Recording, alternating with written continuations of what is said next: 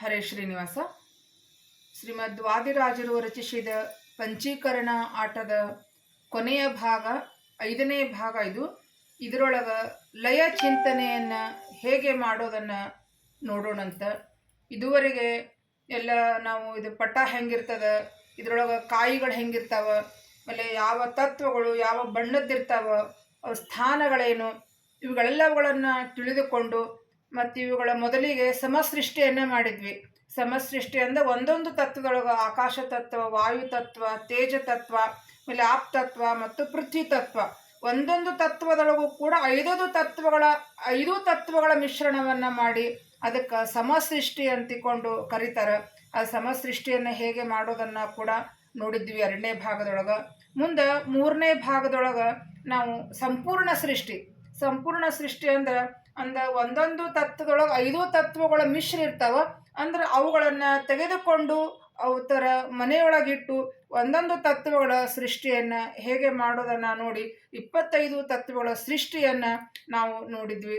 ಮುಂದೆ 4ನೇ ಭಾಗದೊಳಗೆ ಈ ಎಲ್ಲ ತತ್ವಗಳ ಸೃಷ್ಟಿಯಾದ ಮೇಲೆ ಇವುಗಳ ಮೂಲಕ ಭಗವಂತನ ಮಹಾಪೂಜೆಯನ್ನು ಹೇಗೆ ಮಾಡಬೇಕು, ಮತ್ತು ಅಷ್ಟೇ ಅಲ್ಲದೆ ಪ್ರತಿಯೊಂದು ತತ್ವದ ಅದಂತರ್ಗತ ಭಗವದ್ ರೂಪಗಳು, ದೇವತಾ ರೂಪಗಳು ಮತ್ತು ಪಂಚ ಪ್ರಾಣಗಳ ರೂಪಗಳ ಚಿಂತನೆಯನ್ನು ಮಾಡಿ ಅವೆಲ್ಲ ತತ್ವಗಳಿಗೂ ಕೂಡ ಒಂದು ನಮಸ್ಕಾರವನ್ನು ಮಾಡಿದ್ವಿ. ಈ ರೀತಿ ಎಲ್ಲ ತತ್ವಗಳನ್ನು ಸೃಷ್ಟಿ ಮಾಡಿ ಎಲ್ಲರಿಗೂ ಕೂಡ ನಾವು ನಮಸ್ಕಾರವನ್ನು ಮಾಡಿದ ಮೇಲೆ ಇನ್ನು ಕೊನೆಗೆ ಏನದ ಲಯ ಚಿಂತನೆಯನ್ನು ಮಾಡಬೇಕು. ಲಯ ಚಿಂತನೆಯನ್ನು ಹೇಗೆ ಮಾಡೋದನ್ನು ಇಲ್ಲಿ ಹೇಳ್ತಾರೆ. ಮೊದಲನೇದಾಗಿ ಪಂಚ ಜ್ಞಾನೇಂದ್ರಿಯಗಳ ಲಯ. ಅಂದ್ರೆ ನಾವು ಮೊದಲನೇದಾಗಿ ಏನು ಮಾಡಿದ್ವಿ, ಪಂಚ ಜ್ಞಾನೇಂದ್ರಿಯ ಮನೆಯೊಳಗೆ ನಾವು ಸೃಷ್ಟಿಯನ್ನು ಮಾಡಿದ್ವಿ. ಅಂದ್ರೆ ತೇಜದ ಮನೆಯೊಳಗೆ ಏನದ ಪಂಚ ಜ್ಞಾನೇಂದ್ರಿಯಗಳ ಸೃಷ್ಟಿಯನ್ನು ಮಾಡಿದ್ವಿ. ಅಂದ್ರೆ ಶ್ರೋತ್ರೇಂದ್ರಿಯ, ತ್ವಗೀಂದ್ರಿಯ, ಆಮೇಲೆ ಚಕ್ಷು, ಜಿಹ್ವೇಂದ್ರಿಯ ಮತ್ತು ಘ್ರಾಣೇಂದ್ರಿಯ. ಅಂದ್ರೆ ಕಿವಿ, ಚರ್ಮ, ಆಮೇಲೆ ನಾಲಿಗೆ, ಆಮೇಲೆ ಕಣ್ಣು, ಆಮೇಲೆ ಮೂಗು, ಇವು ಜ್ಞಾನೇಂದ್ರಿಯಗಳು. ಕಣ್ಣು, ಕಿವಿ, ಮೂಗು, ನಾಲಿಗೆ, ಚರ್ಮ, ಇವು ಜ್ಞಾನೇಂದ್ರಿಯಗಳ ಸೃಷ್ಟಿಯನ್ನು ಮಾಡಿದ್ವಿ ಮೊದಲನೇದಾಗಿ. ಈಗ ಲಯ ಮಾಡಬೇಕಾದ್ರೂ ಕೂಡ ಏನದ, ಮೊದಲನೇದಾಗಿ ಜ್ಞಾನೇಂದ್ರಿಯಗಳ ಲಯವನ್ನೇ ನಾವು ಮಾಡ್ಕೋತಾ ಹೋಗಬೇಕು. ಪ್ರತಿಯೊಂದು ಅವಯವಗಳು, ಜ್ಞಾನೇಂದ್ರಿಯಗಳು, ಪ್ರತಿಯೊಂದು ಇಂದ್ರಿಯಗಳ ಒಂದು ಲಯವನ್ನು ಮಾಡ್ತಾ ಹೋಗಬೇಕು. ಮೊದಲನೆಯದಾಗಿ ಲಯ ಚಿಂತನೆ ಇಲ್ಲಿ ಬರ್ತದೆ. ಲಯ ಚಿಂತನೆ ಪಂಚ ಜ್ಞಾನೇಂದ್ರಿಯಗಳ ಲಯ ತೇಜದ ಮನೆಯಲ್ಲಿ. ಇದೇನದ ತೇಜದ ಮನೆ. ಇದು ತೇಜದ ಮನೆಯೊಳಗೆ ನಾವೇನದ ಪಂಚ ಜ್ಞಾನೇಂದ್ರಿಯಗಳ ಲಯವನ್ನು ಮಾಡಬೇಕು. ಹೆಂಗಂದ್ರೆ ಇದು ಮೊದಲನೇದಾಗಿ ಶ್ರೋತ್ರದೊಳಗಿದ್ದಂತಹ ಆಕಾಶ ತೇಜದ ಮನೆ ಬಿಟ್ಟು ತನ್ನ ಮನೆಗೆ ತಾನು ಬರಲಿಕ್ಕೆ ಶ್ರೋತ್ರೇಂದ್ರಿಯ ತೇಜದಲ್ಲಿ ಲಯವನ್ನು ಹೊಂದಿತು. ಅಂದರೆ ಇದನ್ನು ಹೆಂಗೆ ಅರ್ಥ ಮಾಡ್ಕೋಬೇಕಂದ್ರೆ ಸ್ವಲ್ಪ ಕಠಿಣ ಅನ್ನಿಸ್ತದೆ. ಅದು ನಾವು ಮಾಡ್ತಾ ಇದ್ರೊಳಗೆ ಆಡ್ತಾ ಹೋದಂಗೆ ಅದು ನಮಗೆ ಅದರದೊಂದು ಗ್ರಿಪ್ ಹಿಡಿತ ಸಿಗ್ತದೆ. ಅದು ಮೊದಲನೇದಾಗಿ ಸ್ವಲ್ಪ ಆಡುತ್ತನ ಸ್ವಲ್ಪ ಕಷ್ಟ ಅನ್ನಿಸ್ತದೆ. ಅದನ್ನು ಆಡ್ತಾ ಹೋದಂಗೆ ಯಾವುದೇ ಆಯ್ತು ಪ್ರಾಕ್ಟೀಸ್ ಮ್ಯಾನ್ ಮೇಡ್ ಪರ್ಫೆಕ್ಟ್ ಅಂತ ಹೇಳ್ತಾರಲ್ಲ, ಹಂಗೆ ನಾವು ಯಾವುದೇ ಅಭ್ಯಾಸವನ್ನು ಎಷ್ಟು ನಾವು ಅದನ್ನು ಮಾಡ್ತಾ ಹೋದಂಗೆ ನಮ್ಗೆ ಅದು ಪರ್ಫೆಕ್ಟ್ ಆಗ್ತದೆ.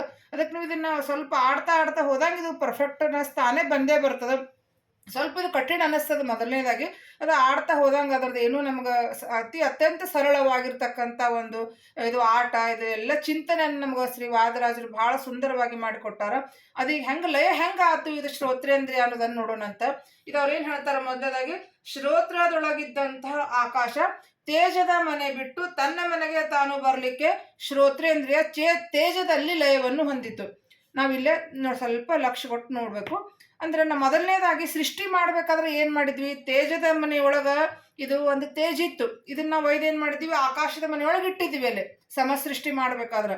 ಆಮೇಲೆ ಸಂಪೂರ್ಣ ಸೃಷ್ಟಿ ಮಾಡಬೇಕಾದ್ರೆ ಏನು ಮಾಡಿದ್ವಿ, ಇದು ತೇಜ ಏನು ಮಾಡಿತ್ತು, ಆಕಾಶದ ಗುಣ ತೆಗೆದುಕೊಂಡು ಇಲ್ಲ ತನ್ನ ಮನೆಗೆ ಬರ್ಲಿಕ್ಕೆ ಏನಾಗಿತ್ತಲ್ಲ ಶ್ರೋತ್ರೇಂದ್ರಿಯ ಹುಟ್ಟಿತ್ತು. ಇದು ಹೆಂಗೆ ಹುಟ್ಟಿತ್ತಲ್ಲ ಅದೇ ಪ್ರಕಾರ ಲಯವನ್ನು ಮಾಡ್ತಾ ಹೋಗ್ಬೇಕು ನಮಗೆ. ಇದೇನು ಮಾಡಿತ್ತಿದು, ಆಕಾಶದ ಮನೆಯೊಳಗೆ ಹೋಗಿ ಆಕಾಶದ ಗುಣ ತೆಗೆದುಕೊಂಡು ಬಂದು ಶ್ರೋತ್ರೇಂದ್ರಿಯ ಹುಟ್ಟಿತ್ತು. ಈಗ ಅದೇ ಏನು ಹೇಳ್ತಾರ ಅವರು, ಶ್ರೋತ್ರದೊಳಗಿದ್ದಂಥ ಆಕಾಶ, ಇದರೊಳಗೆ ಏನದ ಆಕಾಶದ ಗುಣ ಇರ್ತದೆ, ಆಕಾಶ ಗುಣ ತೆಗೆದುಕೊಂಡು ಬಂದಿರ್ತದೆ. ಅದಕ್ಕೆ ಇದ್ರೊಳಗಿರ್ತಕ್ಕಂಥ ಆಕಾಶ ಏನು ಮಾಡ್ತದೆ, ತೇಜದ ಮನೆ ಬಿಟ್ಟು ತನ್ನ ಮನೆಗೆ ತಾನು ಬರಲಿಕ್ಕೆ ಶ್ರೋತ್ರೇಂದ್ರಿಯ ತನ್ನಲ್ಲೇ ತಾನು ಲಯ ಹೊಂದಿತು. ಅದು ಆಕಾಶದ ಗುಣವನ್ನ ಅದ್ರ ಮನೆಗೆ ಒಯ್ದು ಅಲ್ಲೇ ಬಿಡ್ತದ. ಅದು ಬಿಟ್ಟು ಮತ್ತೆ ತನ್ನ ಮನೆಗೆ ತಾನು ಬರ್ತದೆ. ಆಕಾಶದ ಗುಣ ತೆಗೆದುಕೊಂಡು ಬಂದಿರ್ತದಲ್ಲ, ಅದ್ರ ಮತ್ತೆ ಆಕಾಶದ ಮನೆಯೊಳಗೆ ಬಿಟ್ಟು ಮತ್ತು ತನ್ನ ಮನೆಗೆ ತಾನು ಬಂದು ಏನು ಮಾಡ್ತದೆ, ಮೊದಲು ಹೆಂಗೆ ತೇಜದ ಮನೆಯೊಳಗಿತ್ತಲ್ಲ ಅದೇ ಮನೆಯೊಳಗೆ ತಾನು ಲಯವನ್ನ ಹೊಂದುತ್ತದೆ. ಅದೆಲ್ಲಿ ಹೋಗಿ ಆ ಗುಣವನ್ನ ತೆಗೆದುಕೊಂಡು ಈ ತತ್ವ ಹುಟ್ಟಿರ್ತದಲ್ಲ, ಅದು ಅದೇ ಪ್ರಕಾರ ಮತ್ತೆ ಅದೇ ಮನೆಗೆ ಹೋಗಿ ಅದರ ಗುಣವನ್ನ ಅಲ್ಲೇ ಬಿಟ್ಟು ಮತ್ತೆ ತನ್ನ ಮನೆಗೆ ತಾ ಬಂದು ಏನು ಮಾಡ್ತದೆ, ಅಲ್ಲೇ ತೇಜದೊಳಗೆ ಲಯವನ್ನ ಹೊಂದ್ಬಿಡ್ತದೆ. ಈಗ ನಾವು ಯಾವುದೇ ಒಬ್ಬರು ವಸ್ತುಗಳನ್ನು ನಾವು ತಗೊಂಡಿರ್ತೀವಿ, ಅವ್ರ ಮನೆಯಿಂದ ನಾವು ಒಂದು ವಸ್ತುವನ್ನು ತೆಗೆದುಕೊಂಡು ಬಂದೀವಂದ್ರೆ ಅದನ್ನು ನಾವು ಅದ್ರ ಉಪಯೋಗ ಮಾಡ್ತೀವಿ. ಆ ವಸ್ತುವನ್ನು ಉಪಯೋಗ ಮಾಡಿದ ಮೇಲೆ ಮತ್ತೆ ಅವ್ರ ಮನೆಗೆ ಅದನ್ನು ವಾಪಸ್ ಕೊಟ್ಟು ನಮ್ಮ ಮನೆಗೆ ನಾವು ಬರ್ತೀವಿ. ಹಂಗೆ ಇದೇನು ಮಾಡ್ತು, ತೇಜದ ಹೋಗಿ ಆಕಾಶದ ಮನೆಯೊಳಗೆ ಹೋಗಿ ಆಕಾಶದ ಗುಣ ತೆಗೆದುಕೊಂಡು ಶ್ರೋತ್ರೇಂದ್ರಿಯ ಬಾಗಿ ಮುಂದೆಲ್ಲ ಅಲ್ಲಿದ್ದ ಗುಣ ತೆಗೆದುಕೊಂಡು ಬಂದಿರ್ತದೆ. ಬಂದು ಏನು ಮಾಡ್ತದೆ, ಎಲ್ಲ ಸ್ಥಿತಿ ಕಾರ್ಯ ಎಲ್ಲ ಮುಗಿತದಲ್ಲ. ಕಾರ್ಯ ಮುಗಿದ ಮೇಲೆ ಏನು ಮಾಡ್ತದೆ, ಲಯ ಸಮಯದೊಳಗೆ ಏನು ಮಾಡ್ತದೆ, ಅದು ಎಲ್ಲ ಅದ್ರ ಗುಣ ಅದರೊಳಗೆ ಕೊಟ್ಟು ತನ್ನ ಮನೆಗೆ ಬಂದು ಏನು ಮಾಡ್ತದೆ, ತೇಜದೊಳಗೆ ಏನದು ಲಯವನ್ನು ಹೊಂದುತ್ತದೆ. ಇದನ್ನು ಸ್ವಲ್ಪ ಸೂಕ್ಷ್ಮವಾಗಿ ಮಾಡ್ತಾ ಹೋದಾಗ ಪರ್ಫೆಕ್ಟ್ ಆಗ್ತದೆ. ಮುಂದೇನು ಶ್ರೋತ್ರ ಗುಣ ಏನಾಗ್ತಿಲ್ಲ, ತ್ವಗೇಂದ್ರಿಯ. ಇದೇನಾಗ್ತದೆ, ಇದು ಮೊದಲು ನಾವೇನು ಮಾಡಿದ್ವಿ, ಒಂದು ತೇಜನ ಒಯ್ದು ವಾಯುವಿನ ಮನೆಯೊಳಗೆ ಇಟ್ಟಿದ್ವಿ ಸಮಸೃಷ್ಟಿ ಒಳಗೆ. ಆಮೇಲೆ ಅದೇನು ಮಾಡಿತು, ಎರಡನೇ ಸಂಪೂರ್ಣ ಸೃಷ್ಟಿ ಮಾಡಬೇಕಾದ್ರೆ ವಾಯುವಿನ ಗುಣ ತೆಗೆದುಕೊಂಡು ತನ್ನ ಮನೆಗೆ ತಾನು ಬರ್ಲಿಕ್ಕೆ ಏನಾಗಿತ್ತಲ್ಲ ತ್ವಗೇಂದ್ರಿಯ ಹುಟ್ಟಿತ್ತದು. ಈಗ ಏನಾಗ್ತದ, ತ್ವಕ್ಕದೊಳಗಿದ್ದಂತಹ ವಾಯು ತೇಜದ ಮನೆ ಬಿಟ್ಟು ತನ್ನ ಮನೆಗೆ ತಾನು ಬರಲಿಕ್ಕೆ ತ್ವಗೇಂದ್ರಿಯ ತೇಜದ ಮನೆಯಲ್ಲಿ ಲಯವನ್ನು ಹೊಂದಿತು. ಇದು ವಾಯುವಿನ ಗುಣ ತೆಗೆದುಕೊಂಡು ಬಂದು ತ್ವಗೇಂದ್ರಿಯ ಹುಟ್ಟಿರ್ತದಿಲ್ಲ. ಈಗ ಮತ್ತೆ ಲಯ ಆಗೋ ಸಂದರ್ಭದೊಳಗೆ ಆ ವಾಯುವಿನ ಮನೆಗೆ ಹೋಗಿ ಅಲ್ಲೇ ಗುಣ ಅಲ್ಲೇ ಬಿಟ್ಟು ಮತ್ತೆ ತನ್ನ ಮನೆಗೆ ತಾನು ವಾಪಸ್ ಬಂದು ತೇಜದ ಮನೆಯೊಳಗೆ ಏನದ ಮತ್ತೆ ಲಯವನ್ನು ಹೊಂದುತ್ತದೆ. ಮುಂದೆ ಚಕ್ಷುರೇಂದ್ರಿಯ. ಇದು ಚಕ್ಷುರೇಂದ್ರಿಯ ಆಗ್ಬೇಕಾದ್ರೆ ತೇಜ ಅಲ್ಲೇ ಇರ್ತದೆ, ಆ ಮನೆಗೂ ಹೋಗಿರಂಗಿಲ್ಲ. ಅದೇ ತಂದೆ ಗುಣವನ್ನು ತೆಗೆದುಕೊಂಡು ಅಲ್ಲೇ ಸೃಷ್ಟಿ ಆಗಿರ್ತದೆ. ಅದಕ್ಕೇನಾಗ್ತದೆ, ಚಕ್ಷುವಿನಲ್ಲಿದ್ದಂಥ ತೇಜ ತನ್ನಲ್ಲೇ ತಾನು ಲಯ ಹೊಂದಿತ್ತು. ಅದು ಯಾರ್ದು ಗುಣ ತೆಗೆದುಕೊಂಡು ಬಂದಿರಂಗಿಲ್ಲ, ಅಲ್ಲೇ ಇರ್ತದೆ. ಅದು ಅದೇ ಪ್ರಕಾರ ಅಲ್ಲೇ ಅದು ಲಯವನ್ನು ಹೊಂದುತ್ತದೆ. ಮುಂದೇನದ ಜಿಹ್ವೇಂದ್ರಿಯ. ಜಿಹ್ವೆಯೊಳಗಿದ್ದಂಥ ಆಪ್ ತೇಜದ ಮನೆ ಬಿಟ್ಟು ತನ್ನ ಮನೆಗೆ ತಾನು ಬರಲಿಕ್ಕೆ ಜಿಹ್ವೇಂದ್ರಿಯ ತನ್ನಲ್ಲೇ ತೇಜದ ಮನೆಯಲ್ಲಿ ಲಯವನ್ನು ಹೊಂದಿತ್ತು.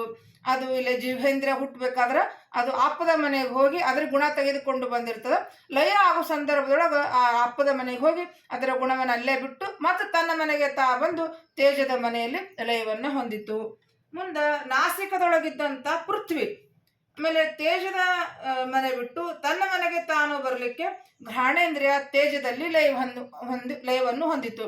ಅಂದ್ರೆ ಇದು ಪೃಥ್ವಿ ಮನೆಯೊಳಗಿರ್ತಕ್ಕ ಹೋಗಿರ್ತದೆ ಒಂದು ತೇಜ, ಪೃಥ್ವಿ ಮನೆಯೊಳಗೆ ಹೋಗಿ ಅದರ ಕಠಿಣತ್ವ ಗುಣವನ್ನು ತೆಗೆದುಕೊಂಡು ಬಂದು ಇಲ್ಲೇನಾಗಿರ್ತದೆ, ಘ್ರಾಣೇಂದ್ರಿಯ ಹುಟ್ಟಿರ್ತದೆ. ಮತ್ತು ಲಯ ಸಂದರ್ಭದೊಳಗೆ ಅದು ಅದರ ಮನೆಗೆ ಹೋಗಿ ಅದರ ಗುಣವನ್ನು ಅಲ್ಲೇ ಬಿಟ್ಟು ಮತ್ತೆ ತನ್ನ ಮನೆಗೆ ತಾನು ವಾಪಸ್ ಬಂದು ಇಲ್ಲೇನದ ತೇಜದೊಳಗೆ ಲಯವನ್ನು ಹೊಂದಿತು. ಈ ಪ್ರಕಾರ ಏನದ, ತೇಜದ ಮನೆಯೊಳಗ ಪಂಚ ಜ್ಞಾನೇಂದ್ರಿಯಗಳಾಗಿರ್ತಕ್ಕಂಥ ಶ್ರೋತ್ರೇಂದ್ರಿಯ, ತ್ವಗೇಂದ್ರಿಯ, ಚಕ್ಷು, ಜಿಹ್ವೇಂದ್ರಿಯ ಮತ್ತು ಘ್ರಾಣೇಂದ್ರಿಯಗಳು ತಮ್ಮಲ್ಲೇ ತಾವು ಲಯವನ್ನು ಹೊಂದಿದವು. ಈ ಮೊದಲು ಹೆಂಗೆ 5 ತತ್ವ 5 ತೇಜಗಳು ಇಲ್ಲಿ ಕೂತಿದ್ದಿಲ್ಲ ತೇಜದ ಮನೆಯೊಳಗ, ಯಥಾ ಪ್ರಕಾರ ಮತ್ತಿಲ್ಲೇ ತೇಜದ ಮನೆಯೊಳಗವು ಬಂದು ಕೂಡ್ತವ. ಆಮೇಲೆ ಇನ್ನು ಮುಂದೆ ಪಂಚ ಕರ್ಮೇಂದ್ರಿಯಗಳ ಲಯ. ಇದೇ ಪ್ರಕಾರ ಎಲ್ಲ ಲಯವನ್ನು ಮಾಡ್ತಾ ಹೋಗ್ಬೇಕು. ಮುಂದೆ ಇದು ಪೃಥ್ವಿಯ ಮನೆಯೊಳಗೆ ಏನದ ಪಂಚ ಕರ್ಮೇಂದ್ರಿಯಗಳ ಲಯ ಆಗ್ತದೆ.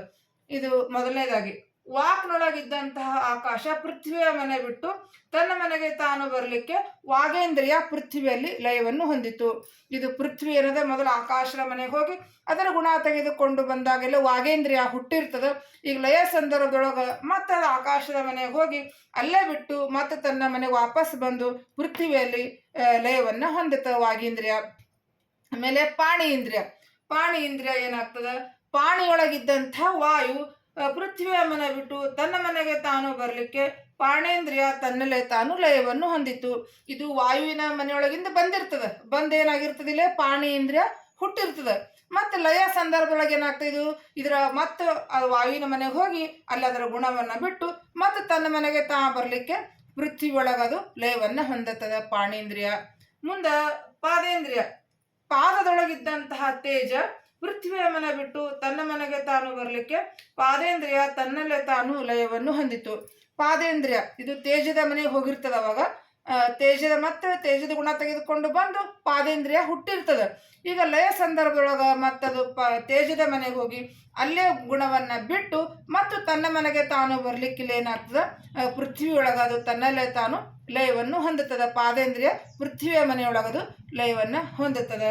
ಮುಂದೆ ಪಾಯು ಇಂದ್ರಿಯ, ಪಾಯುವಿನೊಳಗಿದ್ದಂತಹ ಆ ಪೃಥ್ವಿಯ ಮನೆ ಬಿಟ್ಟು ತನ್ನ ಮನೆಗೆ ತಾನು ಬರಲಿಕ್ಕೆ ಪಾಯು ತನ್ನಲ್ಲೇ ತಾನು ಲಯವನ್ನು ಹೊಂದಿತು. ಇದು ಆಪದೊಳಗೆ ಹೋಗಿರ್ತದೆ ಪಾಯು ಇಂದ್ರಿಯ, ಅದು ಆಪದ ಗುಣ ತೆಗೆದುಕೊಂಡು ಬಂದಿದ್ದ ಇಲ್ಲ ಪಾಯು ಇಂದ್ರಿಯ ಹುಟ್ಟಿರ್ತದೆ. ಈ ಲಯ ಸಂದರ್ಭದೊಳಗೆ ಏನದ, ಮತ್ತದು ಆಪದ ಮನೆಗೆ ಹೋಗಿ ಅಲ್ಲಿ ಅದರ ಗುಣವನ್ನು ಬಿಟ್ಟು ಕೊಟ್ಟು ಮತ್ತು ತನ್ನ ಮನೆಗೆ ತಾನು ಬಂದೇನಾಗ್ತದೆ, ಪೃಥ್ವಿಯಲ್ಲಿ ತಾನು ಲಯವನ್ನು ಹೊಂದುತ್ತದೆ. ಈ ರೀತಿ ಹಂಗೆ ಪೃಥ್ವಿಯೊಳಗೆ ಮೊದಲು 5 ಕಾಯಿಗಳಿರ್ತಾವಲ್ಲ, ಅದೇ ಪ್ರಕಾರ ಇಲ್ಲಿ ಏನದ, ಪೃಥ್ವಿಯ ಮನೆಯೊಳಗೆ ವಾಗೇಂದ್ರಿಯ, ಪಾಣಿ ಇಂದ್ರಿಯ, ಪಾದೇಂದ್ರಿಯ ಮತ್ತು ಪಾಯು ಇಂದ್ರಿಯ ಮತ್ತು ಉಪಸ್ಥ ಇವೆಲ್ಲವೂ ಕೂಡ ಏನದ ಪೃಥ್ವಿಯ ಮನೆಯೊಳಗೆ ಈ ಪಂಚಕರ್ಮೇಂದ್ರಿಯಗಳು ಕೂಡ ಲಯವನ್ನು ಹೊಂದುತ್ತಾವ. ಮುಂದೇನದೇನ ಪಂಚ ತನ್ಮಾತ್ರಗಳ ಲಯ. ಇಲ್ಲಿ ಶಬ್ದದೊಳಗಿದ್ದಂತಹ ಆಕಾಶ ಆಪದ ಮನೆ ಬಿಟ್ಟು ತನ್ನ ಮನೆಗೆ ತಾನು ಬರಲಿಕ್ಕೆ ಶಬ್ದ ಆಪದ ಮನೆಯಲ್ಲಿ ಲಯವನ್ನು ಹೊಂದಿತು. ಇದು ಶಬ್ದ ಏನದ, ಆಕಾಶದ ಗುಣವನ್ನು ಆಕಾಶದ ಮನೆಗೆ ಹೋಗಿ ಆಕಾಶದ ಗುಣ ತೆಗೆದುಕೊಂಡು ಇಲ್ಲಿ ಬಂದಾಗ ಶಬ್ದ ಹುಟ್ಟಿರ್ತದೆ.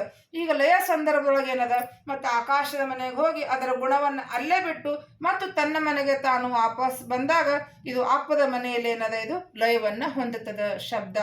ಮುಂದೆ ಸ್ಪರ್ಶ, ಸ್ಪರ್ಶದೊಳಗಿದ್ದಂತಹ ವಾಯು ಆಪದ ಮನೆ ಬಿಟ್ಟು ತನ್ನ ಮನೆಗೆ ತಾನು ಬರಲಿಕ್ಕೆ ಸ್ಪರ್ಶ ಆಪಿನಲ್ಲಿ ಲಯವನ್ನು ಹೊಂದಿತು. ಇದು ಸ್ಪರ್ಶ ಆಗಬೇಕಾದ್ರೆ ಒಂದು ಆಪ್ ಏನದ ವಾಯುವಿನ ಮನೆಗೆ ಹೋಗಿ ವಾಯುವಿನ ಗುಣವನ್ನು ತೆಗೆದುಕೊಂಡು ಬಂದಿರ್ತದೆ. ಅದಕ್ಕೆ ಈಗ ಲಯ ಸಂದರ್ಭದೊಳಗೆ ಮತ್ತದು ವಾಯುವಿನ ಮನೆಗೆ ಹೋಗಿ ಅಲ್ಲಿ ಅದು ತನ್ನ ವಾಯುವಿನ ಗುಣವನ್ನು ಬಿಟ್ಟು ಮತ್ತು ತನ್ನ ಮನೆಗೆ ತಾನು ಬರಲಿಕ್ಕೆ ಸ್ಪರ್ಶ ಏನದ ಆಪಿನಲ್ಲಿ ಲಯವನ್ನು ಹೊಂದಿತು. ಮುಂದೆ ವಾಯುವಿನೊಳಗಿದ್ದಂಥ ಇದು ರೂಪದೊಳಗೆ ಪಂಚತನ್ಮಾತ್ರಗಳು, ರೂಪದೊಳಗಿದ್ದಂತಹ ತೇಜ ಆಪದ ಮನೆ ಬಿಟ್ಟು ತನ್ನ ಮನೆಗೆ ತಾನು ಬರುತ್ತಿರಲಿಕ್ಕೆ ರೂಪ ತನ್ನಲ್ಲೇ ತಾನು ಲಯವನ್ನು ಹೊಂದಿತು. ರೂಪ ಮೊದಲು ತೇಜದ ಮನೆಗೆ ಹೋಗಿ ತೇಜದ ಗುಣವನ್ನು ತೆಗೆದುಕೊಂಡು ಬಂದಾಗ ಇಲ್ಲಿ ರೂಪ ಹುಟ್ಟಿರ್ತದೆ. ಲಯ ಸಂದರ್ಭದೊಳಗೆ ಮತ್ತದು ತೇಜದ ಮನೆಗೆ ಹೋಗಿ ಅಲ್ಲಿ ಅದರ ಗುಣವನ್ನು ಬಿಟ್ಟು ಮತ್ತು ತನ್ನ ಮನೆಗೆ ತಾನು ವಾಪಸ್ ಬಂದಾಗ ಆಪದ ಮನೆಯಲ್ಲಿ ಇರದ ರೂಪ ಲಯವನ್ನು ಹೊಂದಿತು. ಮತ್ತು ಸ್ವತಃ ಇದು ರಸ, ಇದು ಆಪ್ನೊಳಗೆ ರಸ ಅಲ್ಲೇ ಇರ್ತದೆ, ಅದು ಅಲ್ಲೇ ಉತ್ಪನ್ನ ಆಗಿರ್ತದೆ, ಅದು ಅಲ್ಲೇ ಲಯವನ್ನು ಹೊಂದುತ್ತದೆ. ರಸದೊಳಗಿದ್ದಂತಹ ಆಪ್ ತನ್ನಲ್ಲೇ ತಾನು ಲಯವನ್ನು ಹೊಂದಿತು. ಈ ಪ್ರಕಾರ ಮತ್ತು ಆಪದ ಮನೆಯೊಳಗೆ ಮೇಲೆ ಇದು ಕೊನೆಯದಾಗಿ ಗಂಧದೊಳಗಿದ್ದಂತಹ ಪೃಥ್ವಿ ಆಪದ ಮನೆ ಬಿಟ್ಟು ತನ್ನ ಮನೆಗೆ ತಾನು ಬರುತ್ತಿರಲಿಕ್ಕೆ ಗಂಧ ಆಪಿನಲ್ಲಿ ಲಯವನ್ನು ಹೊಂದಿತು. ಇದು ಗಂಧ ಪೃಥ್ವಿಯ ಮನೆಗೆ ಹೋಗಿ ಪೃಥ್ವಿಯ ಗುಣವನ್ನು ತೆಗೆದುಕೊಂಡು ಬಂದಾಗ ಅಲ್ಲಿ ಗಂಧ ಹುಟ್ಟಿರ್ತದೆ. ಈ ಲಯ ಸಂದರ್ಭದೊಳಗೆ ಮತ್ತದು ಪೃಥ್ವಿಯ ಮನೆಗೆ ಹೋಗಿ ಅಲ್ಲಿ ತನ್ನ ಗುಣವನ್ನು ಬಿಟ್ಟು ಕೊಟ್ಟು ಮತ್ತು ತನ್ನ ಮನೆಗೆ ತಾನು ಬಂದು ಆಪಿನಲ್ಲಿ ಅದೇನದ ಲಯವನ್ನು ಹೊಂದುತ್ತದೆ.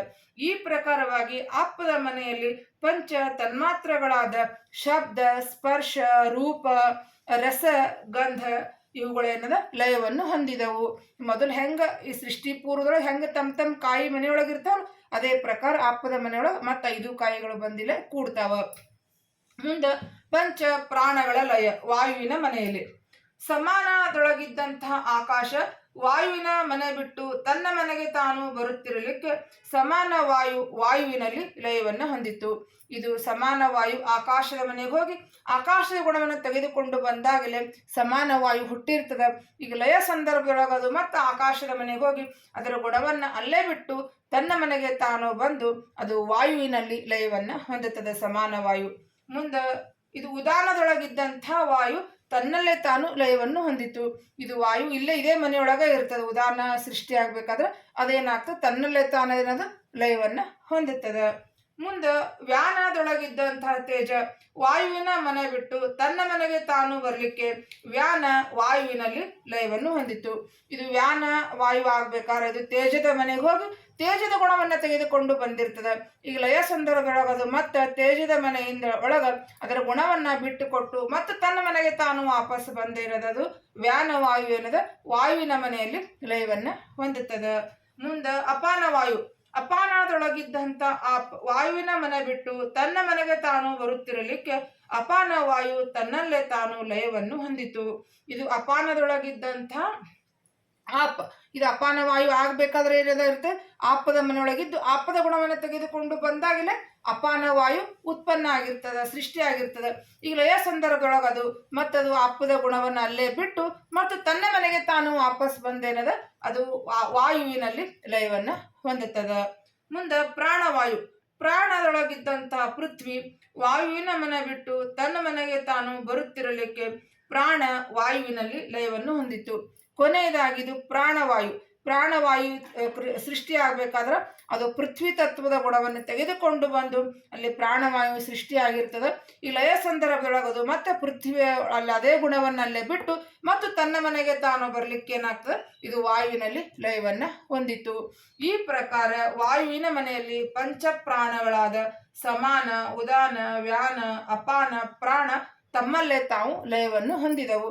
ಈ ಪ್ರಕಾರ ವಾಯುವಿನ ಮನೆಯೊಳಗೆ ಇವು ಲಯವನ್ನು ಹೊಂದುತ್ತಾವ. ಮುಂದೆ ಕೊನೆಯದಾಗಿ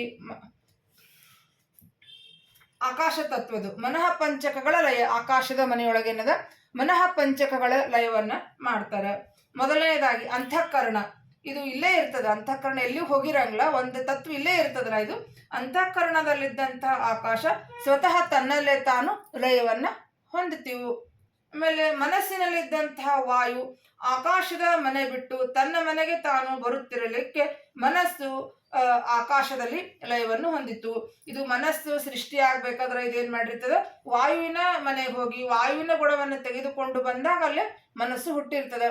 ಈ ಲಯ ಸಂದರ್ಭದೊಳಗೆ ಅದು ಮತ್ತು ವಾಯುವಿನ ಮನೆಗೆ ಹೋಗಿ ಅದರ ಗುಣವನ್ನು ಅಲ್ಲೇ ಬಿಟ್ಟು ಮತ್ತು ತನ್ನ ಮನೆಗೆ ತಾನು ಬರಲಿಕ್ಕೆ ಏನದ ಅದು ಆಕಾಶದಲ್ಲಿ ಏನದ ಲಯವನ್ನ ಹೊಂದುತ್ತದೆ ಮನಸ್ಸು. ಆಮೇಲೆ ಮುಂದೆ ಬುದ್ಧಿಯಲ್ಲಿದ್ದಂಥ ತೇಜ ಆಕಾಶದ ಮನೆ ಬಿಟ್ಟು ತನ್ನ ಮನೆಗೆ ತಾನು ಬರುತ್ತಿರಲಿಕ್ಕೆ ಬುದ್ಧಿ ಆಕಾಶದ ಮನೆಯಲ್ಲಿ ಲಯವನ್ನು ಹೊಂದಿತು. ಇದು ಬುದ್ಧಿ ಸೃಷ್ಟಿ ಆಗಬೇಕಾದ್ರೆ ತೇಜದ ಮನೆಗೆ ಹೋಗಿ ತೇಜದ ಗುಣವನ್ನು ತೆಗೆದುಕೊಂಡು ಬಂದಾಗ ಬುದ್ಧಿ ಸೃಷ್ಟಿಯಾಗಿರ್ತದೆ, ಉತ್ಪನ್ನ ಆಗಿರ್ತದೆ. ಲಯ ಸಂದರ್ಭದೊಳಗೆ ಅದು ಮತ್ತೆ ತೇಜದ ಗುಣವನ್ನು ಅಲ್ಲೇ ಬಿಟ್ಟು ತನ್ನ ಮನೆಗೆ ತಾನು ಬರಲಿಕ್ಕೆ ಏನಾಗ್ತದೆ, ಆಕಾಶದ ಮನೆಯೊಳಗೆ ಯಥಾ ಪ್ರಕಾರ ಲಯವನ್ನು ಹೊಂದುತ್ತದೆ. ಮುಂದೆ ಚಿತ್ತದಲ್ಲಿದ್ದಂಥ ಆಕಾಶದ ಮನೆ ಬಿಟ್ಟು ತನ್ನ ಮನೆಗೆ ತಾನು ಬರುತ್ತಿರಲಿಕ್ಕೆ ಚಿತ್ತ ಆಕಾಶದಲ್ಲಿ ಲಯವನ್ನು ಹೊಂದಿತು. ಈ ಚಿತ್ತ ಉತ್ಪನ್ನ ಆಗಬೇಕಾದ್ರೆ ಇದು ಆಪದೊಳಗೆ ಹೋಗಿ ಆಪದ ಗುಣ ತೆಗೆದುಕೊಂಡು ಬಂದಾಗಲೇ ಚಿತ್ತ ಹುಟ್ಟಿರ್ತದೆ. ಲಯ ಸಂದರ್ಭದೊಳಗದು ಮತ್ತೆ ಆಪದ ಮನೆಗೆ ಹೋಗಿ ಅಲ್ಲಿ ಗುಣವನ್ನು ಅಲ್ಲೇ ಬಿಟ್ಟು ತನ್ನ ಮನೆಗೆ ತಾನು ವಾಪಸ್ ಬಂದರೆ ಏನಾಗ್ತದೆ, ಆಕಾಶದೊಳಗದು ಲಯವನ್ನ ಹೊಂದುತ್ತದೆ. ಮುಂದೆ ಕೊನೆಯದಾಗಿ ಅಹಂಕಾರದಲ್ಲಿದ್ದಂಥ ಪೃಥ್ವಿ ಆಕಾಶದ ಮನೆ ಬಿಟ್ಟು ತನ್ನ ಮನೆಗೆ ತಾನು ಬರುತ್ತಿರಲಿಕ್ಕೆ ಅಹಂಕಾರ ಆಕಾಶದಲ್ಲಿ ಲಯವನ್ನ ಹೊಂದಿತು. ಇದು ಅಹಂಕಾರ ಸೃಷ್ಟಿಯಾಗಬೇಕಾದ್ರೆ ಪೃಥ್ವಿನ ಮನೆಗೆ ಹೋಗಿ ಪೃಥ್ವಿ ಗುಣವನ್ನು ತೆಗೆದುಕೊಂಡು ಬಂದಾಗ ಅಹಂಕಾರ ಸೃಷ್ಟಿಯಾಗಿರ್ತದೆ. ಈ ಲಯ ಸಂದರ್ಭದೊಳಗೆ ಏನದ ಅದು ಪೃಥ್ವಿಯ ಮನೆಗೆ ಹೋಗಿ ಅದರ ಗುಣವನ್ನು ಅಲ್ಲೇ ಬಿಟ್ಟು ಮತ್ತು ತನ್ನ ಮನೆಗೆ ತಾನು ವಾಪಸ್ ಬಂದಾಗಲೇ ಏನಾಗ್ತದೆ, ಆಕಾಶದ ಮನೆಯಲ್ಲಿ ಲಯವನ್ನ ಹೊಂದುತ್ತದೆ. ಈ ಪ್ರಕಾರ ಆಕಾಶದ ಮನೆಯಲ್ಲಿ ಮನಃ ಪಂಚಕಗಳಾದ ಅಂತಃಕರಣ, ಮನಸ್ಸು, ಬುದ್ಧಿ, ಚಿತ್ತ, ಅಹಂಕಾರಗಳು ತಮ್ಮಲ್ಲೇ ತಾವು ಲಯವನ್ನ ಹೊಂದಿದವು. ಈ ರೀತಿ ನೋಡಿ ಮೊದಲು ಹೆಂಗ ಇತ್ತಲ್ಲ ಅದೇ ಪ್ರಕಾರ ಅವತ್ರ ಮನೆಯೊಳಗೆ ಅವೆಲ್ಲ ಬಂದು ಕೂತ್ ಬಿಡ್ತಾವಲ್ಲ. ಎಲ್ಲ ತತ್ವಗಳೇನು ಲಯ ಆಗೇನದ ಅವತ್ರ ಮನೆಯೊಳಗ ಅವು ಬಂದು ಕೂತ್ ಬಿಟ್ಟು ಆಕಾಶ ಮನೆಯೊಳಗೆ 5 ಕಾಯಿಗಳು ಕೂತಾವ, ವಾಯುವಿನ ಮನೆಯೊಳಗೆ 5 ಕಾಯಿಗಳು ಕೂತಾವ, ತೇಜದ ಮನೆಯೊಳಗೆ ಕೂತಾವ, ಅಪ್ಪದ ಮನೆಯೊಳಗೆ, ಪೃಥ್ವಿ ಮನೆಯೊಳಗೆ. ಈ ಸೃಷ್ಟಿ ಪೂರ್ವದೊಳಗೆ ಹೆಂಗ ಯಾವ ಪ್ರಕಾರ ಇತ್ತಲ್ಲ ಅದೇ ಪ್ರಕಾರ ಅವಾಗ ಏನಾಗ್ತಾವ ಲಯವನ್ನ ಹೊಂದ್ಬಿಡ್ತಾವ. ಅವತ್ರ ಮನೆಯೊಳಗೆ ಅವು ಎಲ್ಲವೂ ಕೂತಿರ್ತಾವಿಲೆ. ಇನ್ನು ಮುಂದೆ ಲಯ ಚಿಂತನೆಯನ್ನ ಹೇಳ್ತಾರ. ಲಯ ಚಿಂತನೆಯಲ್ಲೇ ಕೊಟ್ಟಾರ. ಪ್ರಾಣನಿಗೆ ಮೊದಲು ಲಯವಾಯಿತು. ಇಲ್ಲಿ ಪ್ರಾಣನಿಗೆ ಮೊದಲು ಲಯವಾಯಿತು. ನಂತರ ಅಹಂಕಾರವು ಲಯವಾಯಿತು. ಅಹಂಕಾರ ತತ್ವ ಅಂದ್ರೆ ರುದ್ರದೇವರು. ಅಹಂಕಾರ ತತ್ವಕ್ಕೆ ರುದ್ರದೇವರು, ಆಮೇಲೆ ಗರುಡ ದೇವರು, ಶೇಷದೇವರು ಇವರೆಲ್ಲ ಲಯವಾಗ್ತದೆ. ಮುಂದೆ ಪೃಥ್ವಿ ಅಪ್ಪಿನಲ್ಲಿ, ಇದು ಪೃಥ್ವಿ ಏನಿರ್ತದಲ್ಲ ಇದು ಪೃಥ್ವಿ ಮೊದಲ ಏನಾಗ್ತದೆ, ಇದು ಅಪ್ಪಿನೊಳಗೆ ಲಯ ಆಗ್ತದೆ. ಇದು ಅಪ್ಪಿನೊಳಗೆ ಸೇರ್ಕೋತದೆ. ಮುಂದೆ ಏನಾಗ್ತದೆ, ಅಪ್ಪು ಅಗ್ನಿಯಲ್ಲಿ, ಇದು ಅಪ್ಪು ಇರ್ತದೆ, ಇದೇನಾಗ್ತದೆ ಹೋಗಿ ಅಗ್ನಿಯೊಳಗೆ ಲಯ ಆಗ್ತದೆ. ಇದು ಹಿಂಗೆ ಅಗ್ನಿ ತೇಜದೊಳಗೆ ಲಯ ಆಗ್ತದೆ. ಆಮೇಲೆ ಅಗ್ನಿ ವಾಯುವಿನಲ್ಲಿ, ಇದೇನಾಗ್ತದ, ಇದು ವಾಯು ತತ್ವ ಇದೆ ಎರಡನೇದು. ಇದು ಅಗ್ನಿ ಹೋಗಿ ವಾಯುವಿನೊಳಗೆ ಲಯ ಆಗ್ತದೆ. ಮುಂದೆ ವಾಯು ಆಕಾಶದಲ್ಲಿ, ಇದು ಆಕಾಶ, ಇದು ವಾಯು ಹೋಗಿ ಆಕಾಶದೊಳಗೆ ಇಲ್ಲೇ ಲಯ ಆಗ್ತದೆ. ಮುಂದೆ ಇದೆಲ್ಲ ಇಲ್ಲಿ ತನ ಬಂದವೇನಾಗ್ತದೆ, ಕೊನೆಗೆಲ್ಲ ಆಕಾಶದೊಳಗೆ ಇಲ್ಲ ಲಯವನ್ನ ಹೊಂದುತ್ತಾವೆಲ್ಲ ಕೂಡ್ಯವು. ಮುಂದೆ ಆಕಾಶ ಮಹದಾಕಾಶ ತಾಮಸ ಅಹಂಕಾರದಲ್ಲಿ ತಾಮಸ ಅಹಂಕಾರ ತೈಜಸ ಅಹಂಕಾರದಲ್ಲಿ, ತೈಜಸ ಅಹಂಕಾರ ವೈಕಾರಿಕ ಅಹಂಕಾರದಲ್ಲಿ, ಮೂಲ ಅಹಂಕಾರ ಮಹತ್ತತ್ವದಲ್ಲಿ, ಮಹತ್ತತ್ವ ತ್ರಿಗುಣಾತ್ಮಿಕ ಜಡ ಪ್ರಕೃತಿಯಲ್ಲಿ, ಜಡ ಪ್ರಕೃತಿ ಮೂಲ ಪ್ರಕೃತಿಯಲ್ಲಿ, ಸಪ್ತದ್ವೀಪ ಸಪ್ತಾವರಣ ಬ್ರಹ್ಮಾಂಡವು ಲಕ್ಷ್ಮೀ ದ್ವಾರ ಶ್ರೀಹರಿಯ ಉದರವನ್ನು ಪ್ರವೇಶಿಸುತ್ತದೆ. ಇವೆಲ್ಲವೂ ಕೂಡ ಏನದ ಭಗವಂತ ಇಲ್ಲಿದ್ದಾನಲ್ಲ ಕೃಷ್ಣ, ಇವನ್ ಉದರದೊಳಗೆ ಎಲ್ಲವೂ ಕೂಡ ಏನದ ಪ್ರವೇಶ ಮಾಡಿಬಿಡ್ತದೆ. ಎಲ್ಲರೂ ನಾವು ಯಾವ ರೀತಿ ಮೊದಲ ಸೃಷ್ಟಿ ಆಗಿತ್ತಲ್ಲ ಅದೇ ಪ್ರಕಾರ ಲಯ ಆಗ್ತಾ ಆಗ್ತಾ ಹೋಗಿದೆ ಏನದ ಭಗವಂತ ಆಲದೆಲೆ ಮೇಲೆ ಮಲ್ಕೊಂಡಿರ್ತಾನ, ಇವನು ಉದರದೊಳಗೆ ಹೋಗಿ ಎಲ್ಲವೂ ಕೂಡ ಏನದ ಲಯವನ್ನ ಹೊಂದಿರ್ತಾವ. ಯಾಕಂದ್ರೆ ಪ್ರಳಯ ಕಾಲದೊಳಗೆ ಎಲ್ಲ ದೇವತೆಗಳು, ಎಲ್ಲ ಜೀವರಾಶಿಗಳು, ಎಲ್ಲ ಜಡ ತತ್ವಗಳು ಕೂಡ ಏನದ ಭಗವಂತನ ಉದರದೊಳಗೆ ಇರ್ತಾವ. ಹಿಂಗ ಎಲ್ಲ ದೇವತೆಗಳು ಎಲ್ಲರೂ ಕೂಡ ಏನದ ಇವೆಲ್ಲ ಎಲ್ಲ ಗುಣಗಳು, ಸತ್ವ ರಜ ತಮೋ ಗುಣಗಳು, ಎಲ್ಲ ದೇವತೆಗಳು, ಎಲ್ಲ ತತ್ವಗಳು ಕೂಡ ಏನದ ಇಲ್ಲಿ ಆಲದ ಮೇಲೆ ಮಲ್ಕೊಂಡಿರ್ತಕ್ಕಂಥ ಶ್ರೀಕೃಷ್ಣ ಪರಮಾತ್ಮ ಆಲದ ಮೇಲೆ ಮಲ್ಕೊಂಡಿರ್ತಾನ ಕೃಷ್ಣ ಪರಮಾತ್ಮ. ಹಿಂಗ ಇವನು ಉದರದೊಳಗೆ ಹೋಗಿ ಎಲ್ಲವೂ ಕೂಡ ಏನದ ಲಯವನ್ನ ಹೊಂದುತ್ತಾವ. ಮುಂದೆ ಹೇಳ್ತಾರ, ಶರೀರ ಅನ್ನದಲ್ಲಿ, ಅನ್ನ ಧಾನ್ಯದಲ್ಲಿ, ಧಾನ್ಯ ಭೂಮಿಯಲ್ಲಿ, ಭೂಮಿ ಗಂಧ ತನ್ಮಾತ್ರದಲ್ಲಿ, ಮಾತ್ರ ವಿಶಿಷ್ಟ ಭೂಮಿ ಅಪ್ಪಿನಲ್ಲಿ, ಅಪ್ ರಸದಲ್ಲಿ, ರಸ ವಿಶಿಷ್ಟ ಅಪ್ ತೇಜದಲ್ಲಿ, ತೇಜ ರೂಪದಲ್ಲಿ, ರೂಪ ವಿಶಿಷ್ಟ ತೇಜ ವಾಯುವಿನಲ್ಲಿ, ವಾಯು ಸ್ಪರ್ಶದಲ್ಲಿ, ಸ್ಪರ್ಶ ವಿಶಿಷ್ಟ ವಾಯು ಆಕಾಶದಲ್ಲಿ, ಆಕಾಶ ಶಬ್ದದಲ್ಲಿ, ಶಬ್ದ ಸಹಿತ ಆಕಾಶ, ಮನಸ್ಸು ಮನಸ್ಸು ತತ್ವದಲ್ಲಿ, ಮನ ಇಂದ್ರಿಯಾದಿಗಳಲ್ಲಿ, ಇಂದ್ರಿಯ ಬುದ್ಧಿಯಲ್ಲಿ, ಬುದ್ಧಿ ಅಹಂಕಾರ ತತ್ವದಲ್ಲಿ, ಅಹಂಕಾರ ತತ್ವ ಮಹತ್ತತ್ವದಲ್ಲಿ, ಮಹತ್ತತ್ವ ಗುಣತ್ರಯದಲ್ಲಿ, ಗುಣತ್ರಯ ಮೂಲ ಪ್ರಕೃತಿಯಲ್ಲಿ, ಆಗ ಬ್ರಹ್ಮಾಂಡ ಆವರಣಗಳು ಹೃತ್ಕಮಲದಿಂದ ಲಯ ಆಗುತ್ತವೆ. ಹೀಗೆ ಅಹಂಕಾರ ತತ್ವ ಮಹತ್ತತ್ವದಲ್ಲಿ ತತ್ವ ಲಯಾನಂತರ ಅಶೇಷ ದೇವತೆಗಳಿಗೆ ಸರ್ವರು ಸೋತ್ತಮರ ಪ್ರವೇಶದಿಂದ ಶರೀರ ರೂಪ ಲಯ ಆಗುತ್ತದೆ. ಅಲ್ಲಿ ವರ್ಗತ್ರಯ ಸುರ ನರರಿಗೆ ಕುಬೇರನಲ್ಲಿ, ಕುಬೇರ ವರುಣನಲ್ಲಿ, ವರುಣ ಸೋಮನಲ್ಲಿ, ವಿಶ್ವಕ್ಷೇನಾದಿ ವಿಪ್ರ ಪಾರ್ಶ್ವದರಿಗೆ ಅನಿರುದ್ಧನಲ್ಲಿ, ಅನಿರುದ್ಧ ಸನತ್ಕುಮಾರ ವ್ಯತಿರಿಕ್ತ ಸನಕಾದಿ ದೇವತೆಗಳಿಗೆ ಅಗ್ನಿಯಲ್ಲಿ, ಅಗ್ನಿಗೆ ಸೂರ್ಯನಲ್ಲಿ, ಸೂರ್ಯ ಆಕಾಶಾಭಿಮಾನಿ, ಪೃಥ್ವಿ ಗುರುವಿನಲ್ಲಿ, ಗುರು ಋಗ್ವಾದಿಗಳಲ್ಲಿ, ದಕ್ಷನಲ್ಲಿ, ವರ್ಣಾಶ್ರಮಾಚಾರ್ಯ ವೃತ ಮನುಷ್ಯರಿಗೆ, ಪಿತೃಗಳಿಗೆ, ನಿವೃತ್ತಿಗೆ, ಧರ್ಮನಲ್ಲಿ, ವೈವಸ್ವತಾದಿ ಮನುಗಳಲ್ಲಿ, ಗುರು ದಕ್ಷ ಸ್ವಯಂಭುವ ಮನುಗಳಿಗೆ, ಮರುದ್ಗಣಕ್ಕೆ ಶಕ್ರನಲ್ಲಿ, ಶಕ್ರನಿಗೆ ಸೌಪರ್ಣಿಯಲ್ಲಿ, ಸೌಪರ್ಣಿ ಗರುಡನಲ್ಲಿ. ಇದು ಗರುಡ ಮಾರ್ಗ. ಶೇಷ ಗರುಡರು ವಾರುಣಿಯಲ್ಲಿ, ವಾರುಣಿ ಚತುರ್ಮುಖ ಬ್ರಹ್ಮನಲ್ಲಿ, ಚತುರ್ಮುಖ ರಮಾದ್ವಾರಸಿ ಪರಮಾತ್ಮನಲ್ಲಿ, ಪರಮಾತ್ಮ ವ್ಯಾಪ್ತ ರೂಪ ಪರಮಾತ್ಮನಲ್ಲಿ, ವ್ಯಾಪ್ತ ರೂಪ ಪರಮಾತ್ಮ ಮೂಲ ರೂಪಿ ಪರಮಾತ್ಮನಲ್ಲಿ. ಈ ರೀತಿ ಏನದ ಎಲ್ಲವೂ ಕೂಡ ಲಯವನ್ನ ಹೊಂದುತ್ತಾವಂತೆ ಕೊಂಡು ಇಲ್ಲಿ ಹೇಳ್ತಾರೆ. ಮೊದಲು ಹೆಂಗ ಅಹಂಕಾರ ತತ್ವ ಮಹತ್ತತ್ವ ಯಾವ ರೀತಿ ಎಲ್ಲ ನಮಗ ಪೃಥ್ವಿ ಒಳಗ ಅನ್ನ ಹುಟ್ಟಿರ್ತದ, ಅನ್ನ ಅದು ಅನ್ನ ಶರೀರ ಅನ್ನದೊಳಗಿರ್ತದ, ಆಮೇಲೆ ಅನ್ನ ಧಾನ್ಯದೊಳಗ, ಧಾನ್ಯ ಭೂಮಿ ಒಳಗಿರ್ತದ, ಭೂಮಿ ಗಂಧ ತನ್ಮಾತ್ರದಲ್ಲಿ, ಹಿಂಗೆ ಈ ಪ್ರಕಾರ ಇಲ್ಲಿ ಏನೆಲ್ಲ ಕೊಟ್ಟಾರಲ್ಲ ಈ ಪ್ರಕಾರವೆಲ್ಲವೂ ಕೂಡ ಏನ ಲಯವನ್ನ ಹೊಂದಿ ಏನದೇನಾಗ್ತದೆ ಭಗವಂತನಲ್ಲಿ ಎಲ್ಲವೂ ಕೂಡ ಲಯವನ್ನ ಹೊಂದುತ್ತಾರ. ಇದ್ರೊಳಗ ಶೇಷ ಮಾರ್ಗ ಮತ್ತು ಗರುಡ ಮಾರ್ಗ ಎರಡು ಮಾರ್ಗಗಳು ಕೂಡ ಬರ್ತಾವ. ಅದಕ್ಕೆ ಇಲ್ಲಿ ಗರುಡ ಮಾರ್ಗದ ಅಂತಿಕೊಂಡು ಹೇಳ್ತಾರ ಅವರು. ವರ್ಣಾಶ್ರಮ ಆಚಾರ ವೃತ್ತ ಮನುಷ್ಯರಿಗೆ, ಪಿತೃಗಳಿಗೆ, ನಿವೃತ್ತಿಗೆ, ಧರ್ಮನಲ್ಲಿ, ವೈವಸ್ವತಾದಿ ಮನುಗಳಲ್ಲಿ, ಗುರು ದಕ್ಷ ಸ್ವಯಂಭುವ ಮನುಗಳಿಗೆ, ಮರುದ್ಗಣಿಕೆ ಶಕ್ರನಲ್ಲಿ, ಶಕ್ರನಿಗೆ ಸೌಪರ್ಣಿಯಲ್ಲಿ, ಸೌಪರ್ಣಿ ಗರುಡನಲ್ಲಿ. ಇದು ಗರುಡ ಮಾರ್ಗ ಅಂತಿಕೊಂಡು ಹೇಳ್ತಾರ. ಈ ರೀತಿ ಏನದ ಶೇಷ ಗರುಡರು ಮತ್ತು ವಾರುಣಿ ಒಳಗೆ ಲಯ ಹೊಂದುತ್ತ ಅಂದ್ರೆ ಅವ್ರಕ್ಕಿಂತ ಮೇಲಿನೊಳಗೆ ಅವರು ಲಯವನ್ನ ಹೊಂದ್ಕೋತ ಹೋಗ್ತಾರ. ಅವರು ಕೊನೆಗೆ ಎಲ್ಲರೂ ಕೂಡ ಏನದ ಪರಮಾತ್ಮನಲ್ಲಿ ಏನದ ಮೂಲರೂಪಿ ಪರಮಾತ್ಮ ಅಂದ್ರೆ ನಾರಾಯಣ, ಶೇಷಶಾಹಿಯಾಗಿರ್ತಕ್ಕಂಥ ಶ್ರೀಮನ್ನಾರಾಯಣನಲ್ಲಿ ಎಲ್ಲವೂ ಕೂಡ ಲಯವನ್ನ ಹೊಂದುತ್ತಾವ ಅಂತಿಕೊಂಡು ಈ ರೀತಿ ಒಂದು ಲಯ ಚಿಂತನೆಯನ್ನ ನಮ್ಗೆ ಶ್ರೀ ವಾದಿರಾಜರು ಮಾಡಿಕೊಡ್ತಾರೆ. ಇದನ್ನ ಎಲ್ಲವನ್ನು ಕೂಡ ಈ ಪುಸ್ತಕದೊಳಗೆ ಕೊಟ್ಟ ಈ ಪ್ರಕಾರ ನಾವು ಇದನ್ನ ಕಾಯಿಗಳನ್ನ ಬಿಡ್ತಾ ಕೊನೆಗೆ ಲಯವನ್ನ ಮಾಡಬೇಕು. ಅದನ್ನ ಇಲ್ಲಿ ಕೊನೆಗೆ ಸಮರ್ಪಣೆಯನ್ನ ಮಾಡ್ತಾರ. ಇಲ್ಲಿ ಪತ್ಯಂತರ್ಗತ ಭಾರತೀರಮಣ ಮುಖ್ಯ ಪ್ರಾಣಾಂತರ್ಗತ ಬಿಂಬಮೂರ್ತಿ ಅಭಿನ್ನ ಶ್ರೀ ಲಕ್ಷ್ಮೀ ಹಯಗ್ರೀವಾರ್ಪಣಮಸ್ತು. ಶ್ರೀ ಮಧ್ವೇಶಾರ್ಪಣಮಸ್ತು. ಶ್ರೀ ಮಧ್ವೇಶಾರ್ಪಣಮಸ್ತು. ಇದನ್ನು ನಾನಿಲ್ಲಿ ಯಥಾಶಕ್ತಿ ಯಥಾಮತಿ ನನ್ನೊಳಗೆ ನಿಂತು ಸಕಲ ತತ್ವಾಭಿಮಾನಿ ದೇವತೆಗಳು, ಅದಂತರ್ಗತ ಶ್ರೀ ಗುರು ವಾದಿರಾಜರು ಮತ್ತು ಭಗವಂತ ಬಿಂಬಮೂರ್ತಿ ನನ್ನೊಳಗೆ ನಿಂತು ನುಡಿಸಿದ್ದನ್ನು ಯಥಾಮತಿಯಾಗಿ ಒಂದು ತಿಳಿಸುವ ಪ್ರಯತ್ನವನ್ನು ಈ ಮೂಲಕ ಮಾಡಿದ್ದೇನೆ. ಇದರೊಳಗೆ ಏನಾದರೂ ತಪ್ಪುಗಳಾಗಿದ್ದರೂ ಕೂಡ ಅದನ್ನೆಲ್ಲ ಭಗವಂತನೊಳಗೆ ನಿಂತು ಕ್ಷಮಾ ಮಾಡಲಿ ಅಂತ ಕೇಳ್ತಾ ಇದನ್ನು ಭಗವಂತನಲ್ಲಿ ಕ್ಷಮೆಯನ್ನು ಕೇಳ್ತೀನಿ. ಅಚ್ಯುತಾಯ ನಮಃ, ಅನಂತಾಯ ನಮಃ, ಗೋವಿಂದಾಯ ನಮಃ. ಅಚ್ಯುತಾಯ ನಮಃ, ಅನಂತಾಯ ನಮಃ, ಗೋವಿಂದಾಯ ನಮಃ. ಅಚ್ಯುತಾಯ ನಮಃ, ಅನಂತಾಯ ನಮಃ, ಗೋವಿಂದಾಯ ನಮಃ. ಶ್ರೀಕೃಷ್ಣ ಅರ್ಪಣಮಸ್ತು. ಇದರೊಳಗೆ ಯಾರಿಗಾದರೂ ಏನಾದ್ರು ಸ್ವಲ್ಪ ಸಂದೇಹ ಇತ್ತಂದ್ರೆ ನೀವು ಕಮೆಂಟ್ ಒಳಗೆ ಹಾಕಿದ್ರೆ ನಾನು ತಿಳಿಸುವ ಒಂದು ಪ್ರಯತ್ನವನ್ನು ಕೂಡ ಮಾಡ್ತೀನಿ ಅಂತ ಈ ಮೂಲಕ ಹೇಳ್ತೀನಿ.